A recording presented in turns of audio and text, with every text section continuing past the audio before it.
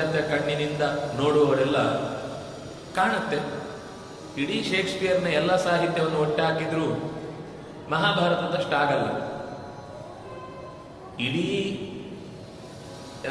Greek ಸಾಹಿತ್ಯ ಅನ್ನೋದು ಈ ವಿಷಯದಲ್ಲಿ ಬಹಳ ಹೆಚ್ಚು ದೊಡ್ಡ ಎಪಿಕ್ ಅನ್ನು ಕೊಟ್ಟಿರುವಂಥದ್ದು ಈಲಿಯಡ್ ಮತ್ತೆ ಒಡಿಸ್ಸಿ. ಅದು ಎರಡನ್ನು ಒಟ್ಟೆ ಹಾಕಿದ್ರು ಮಹಾಭಾರತದ ಸುಮಾರು 8ನೇ 1 ಭಾಗ ಅಥವಾ 7ನೇ 1 ಭಾಗದಷ್ಟು ಅದಾಗತ್ತೆ ಅಂತ. ಅಂಥದ್ರಲ್ಲಿ ಇಂಥ ಒಂದು ಇಡೀ ಮಹಾಭಾರತವನ್ನ ವ್ಯಾಸರು ಒಬ್ಬರು ಬರೆದಿದ್ದಾರೆ ಅಂದ್ರೆ ಹೇಗೆ ಸಾಧ್ಯ? ನೀವು ಮಹಾಭಾರತಕ್ಕೆ ನಿಲ್ಸಲ್ಲ, ಮತ್ತೆ ನೀವು ಹೇಳ್ತೀರಿ 18 ಪುರಾಣಗಳ ರಚನೆಯಾಗಿದೆ ಅಂತ. ಅದರ ಲೆಕ್ಕಾಚಾರ ನೋಡಿದ್ರೆ ಬರೀ ಸ್ಕಂದ ಪುರಾಣ ಒಂದೇ 81,000 ಶ್ಲೋಕಗಳಿಂದ ಕೂಡಿರುವಂಥದ್ದು, ಪದ್ಮ ಪುರಾಣ 55,000 ಶ್ಲೋಕದಿಂದ ಕೂಡಿರುವಂಥದ್ದು. ಹೀಗೆ ಎಲ್ಲವೂ 20, 25, 30, 32, 18 ಯಾವುದು ಕಮ್ಮಿ ಇಲ್ಲ. ಎಲ್ಲ ಸೇರಿದ್ರೆ ಒಟ್ಟು ಸುಮಾರು ಒಂದು 4 ಲಕ್ಷ ಶ್ಲೋಕದಷ್ಟು ಇವತ್ತು ಕಣ್ಣಿಗೆ ಕಾಣುವ ಸಂಗತಿಯನ್ನ ವ್ಯಾಸರು ಕೊಟ್ಟಿದ್ದಾರೆ ಅಂತ ಹೇಳ್ತೀರಿ.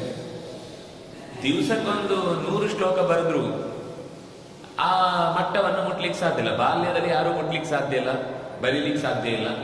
ವೃದ್ಧಾಪ್ಯದಲ್ಲಿ ಕಣ್ ಕಾಣಲ್ಲ, ಕೈ ಕೇಳಲ್ಲ. ಒಂದು ಮಧ್ಯದ ಅವಧಿಯಲ್ಲಿ ಬುದ್ಧಿ ಬಂದ ಮೇಲೆ ಬುದ್ಧಿ ನಾಶ ಆಗುವ ತನಕ ಬರೀಬೇಕು. ಬರೆದ್ರೆ ಆ ದಿನದ ಲೆಕ್ಕಾಚಾರ ಹಾಕಿದ್ರೆ ಒಬ್ಬ ವ್ಯಕ್ತಿ ಇಷ್ಟು ಕೃತಿಯನ್ನು ರಚನೆ ಮಾಡುವುದೇ ಸಾಧ್ಯ ಇಲ್ಲ ಅನ್ನುವ ಒಂದು ಮಾನುಷವಾದವನ್ನಿಟ್ಟುಕೊಂಡು ಅವರು ಆಕ್ಷೇಪ ಮಾಡುತ್ತಾರೆ.